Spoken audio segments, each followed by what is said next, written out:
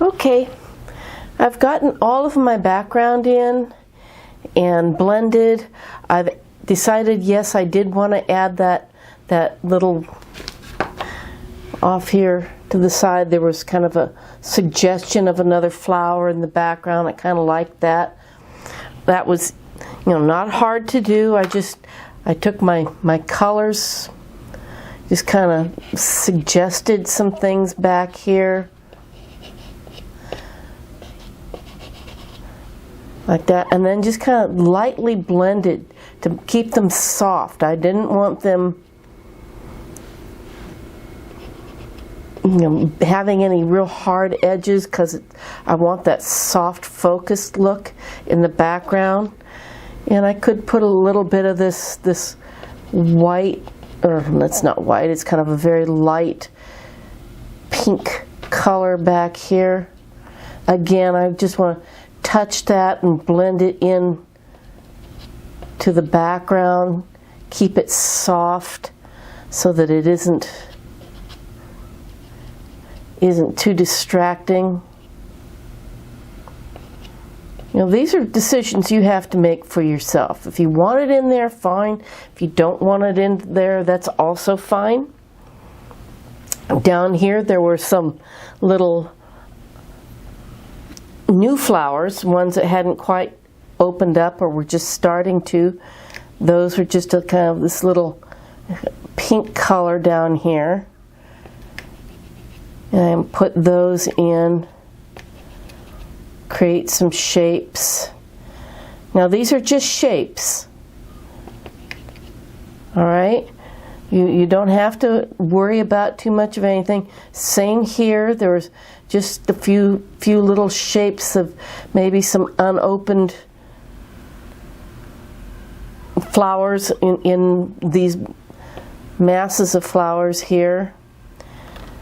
And if something kind of got a little bit like these, maybe a little bit light for the centers, I can come back in and just reestablish them. This isn't rocket science. This is art, and anything goes with this. If I need to put an extra one in, I just put the extra one in. So that's all I did. Now what I want to do is I want to put the stems in. And because I left this attached, this is my drawing, I left it attached to my board here that I'm working on, and it's in the same position. What I did is that I've laid it back over, and then just with the end, this is my color shaper, and just went over the lines where the stems are, because it still has chalk on the back. You can see the chalk on the back, and that just gave me a suggestion of where those stems are. And they're nothing real exact. You don't have to worry about if they're exact or not. I'm going to just look. I'm going to take this green, which is a kind of the medium dark green, and I'm going to come in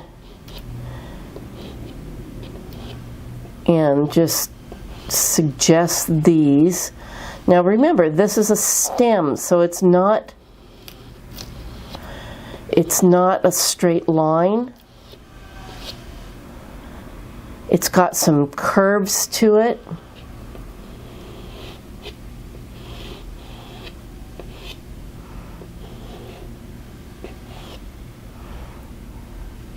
There's a leaf right here that comes off. And trying to keep my head and my hand out of the way so you can see what I'm doing. But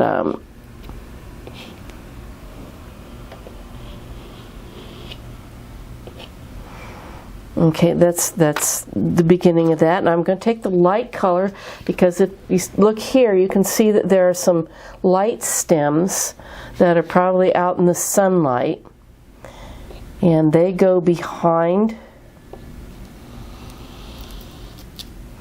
Now this is still, I'm just kind of blocking this in. I actually had to do this over because my camera didn't want to work for me, so I just took and blended everything out, and I'm doing it over again. But there are some highlights in here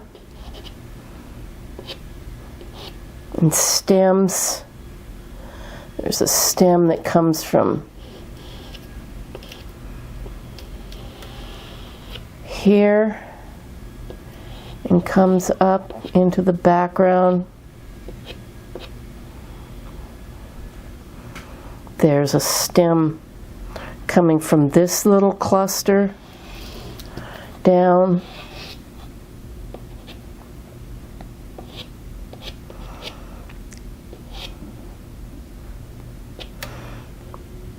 Okay, so that's those. I can come in. This is that dark green, and there are some dark green stems that come in from down here.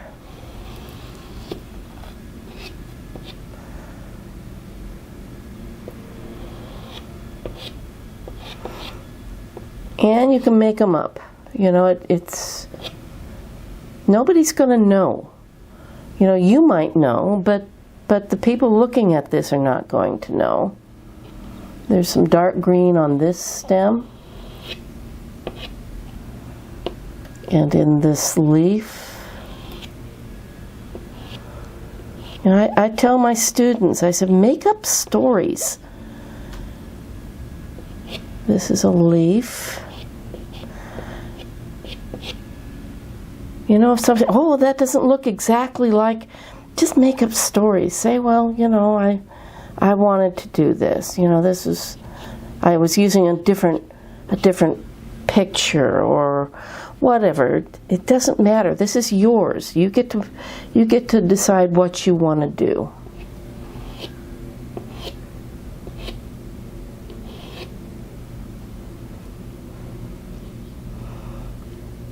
Okay, there's a little dark over here. There's some dark on these. Now I'm going to show you, because I'm going to end up breaking off here and getting these done. I try to show you everything that I'm doing. This is my color shaper. And I'm just going to come in here and blend these colors together.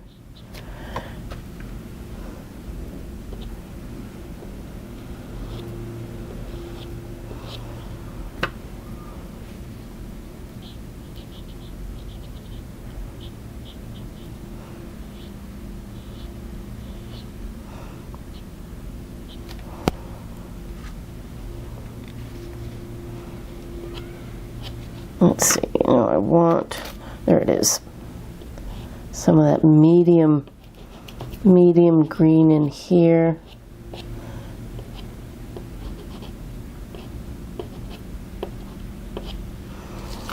I'm going to be putting some of the flower petals over these, so I just need to suggest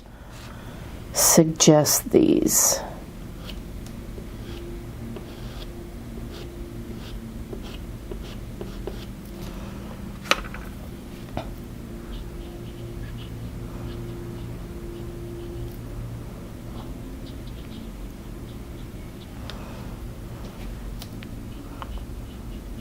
Blend. A little bit of a highlight there. Blend. I try to show you everything that I do, but I want to break away and finish this up so you're not just watching me do this all day. So mostly what I'll do is to come back in and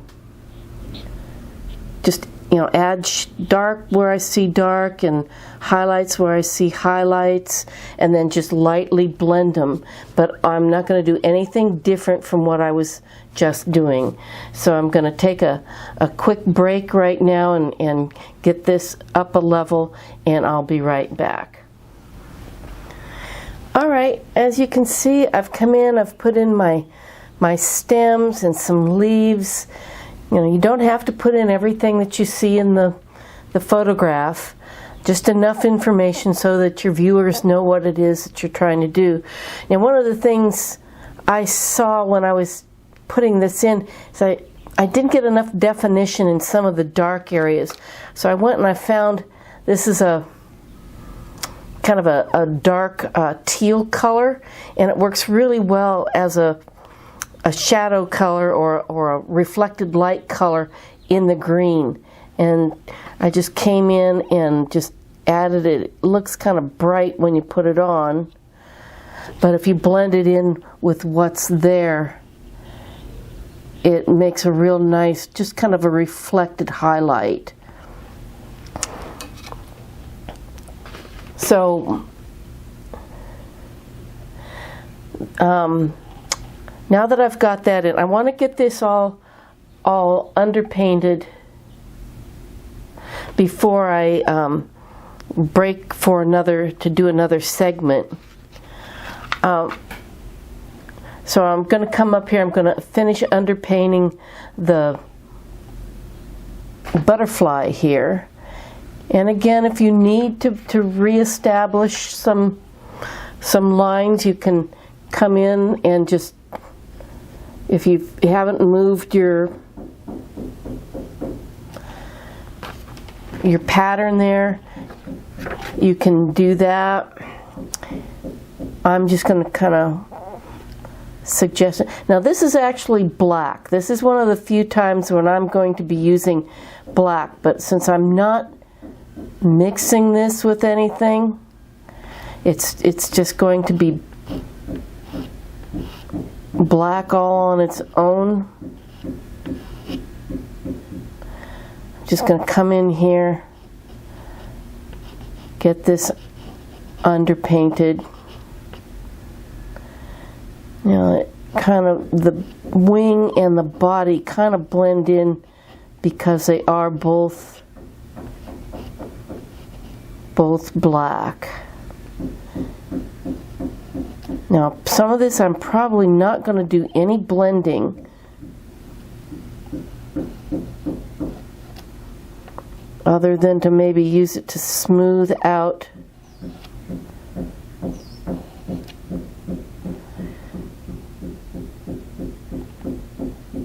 the chalk itself. Sorry, I do kind of tend to drift off when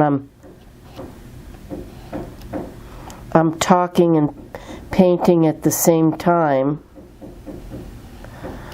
I have some students that have been with me so long they'll finish my sentences so everybody knows what I'm trying to talk about, but they're not here, so I have to do it all by myself. I'm going to hold this down. Now this is just the black part of the wings.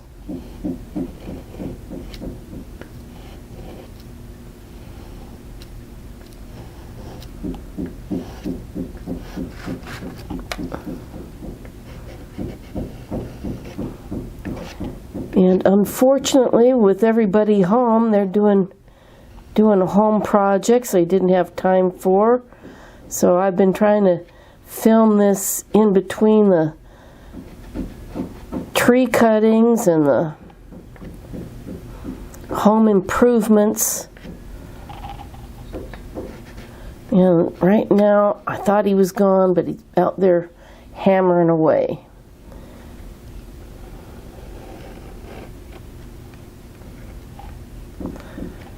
Going right over the top of that. Reestablish that wing.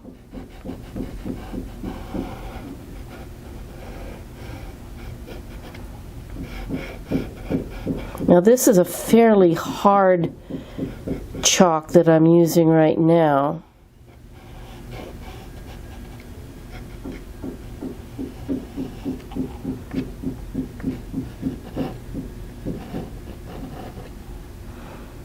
So it gives me a little bit better edge, although you know, if you feel like it and have them, you can use pastel pencils. I don't ever have any success with pastel pencils. I'm always dropping them and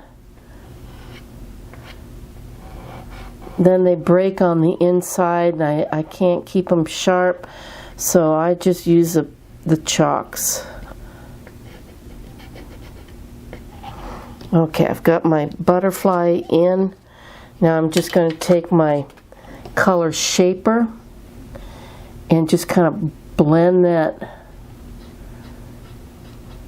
chalk, kind of fill in any places, any gaps that I see just by moving the chalk around. Now there are some black areas here from the background that I was using. Those are going to have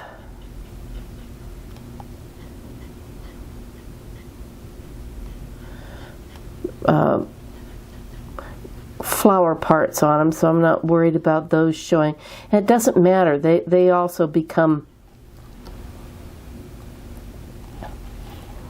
let's see, let me see if I can get this in here just a little bit more.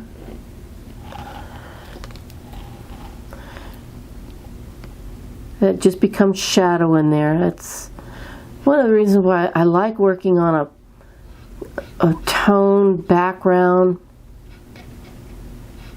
or you know, either a black background or some color, because that way if I miss the, you know, and miss a spot when I'm putting this, you know, all my paints on or my chalks, then I don't have something that's glaring white staring back at me, you know, if I miss it. So that works out to my advantage. Come in here, I'm just basically moving chalk with this color shaper. And there are places like this one I can kind of lightly blend it.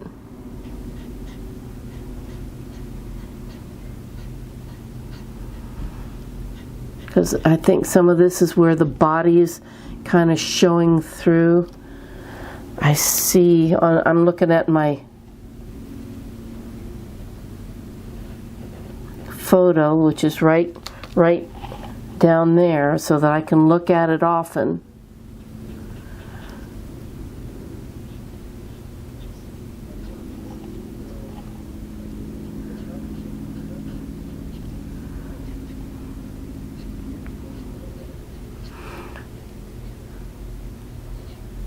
Okay.